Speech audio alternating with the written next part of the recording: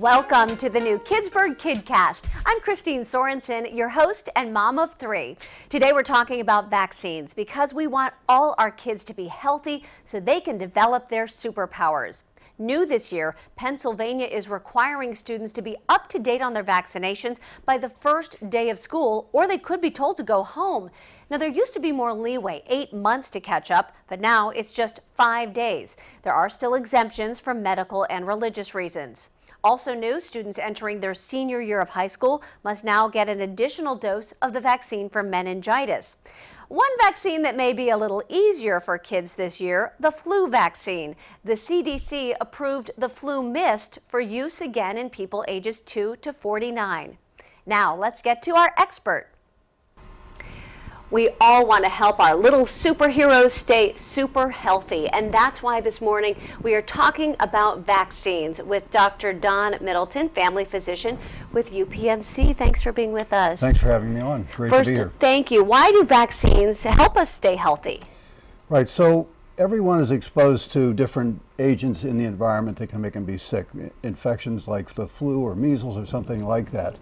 And so the ubiquity of those agents, they're everywhere, means that you need to do something to protect yourself and your family and loved ones from being infected. Vaccines help your immune resistance on its own develop a protective level of something like an antibody in your blood or protein in your blood that protects you from being infected to begin with. So there are people who've chosen not to get vaccines for their kids for all kinds of reasons. What can happen if someone doesn't, especially a child? Yeah. Well, that's really a sad decision, I think. I don't think people recognize that the impurities that come from being infected with something like flu is very, very dangerous for children. And every year we have some children who actually die in the U.S.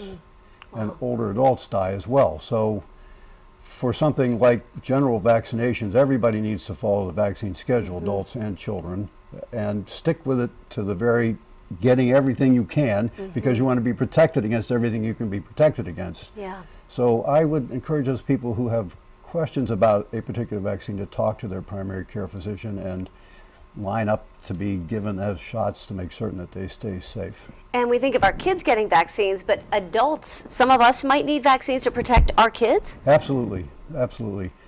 If you are older than 6 months of age and you can say go, you need to get a flu vaccine. Everybody needs a flu vaccine.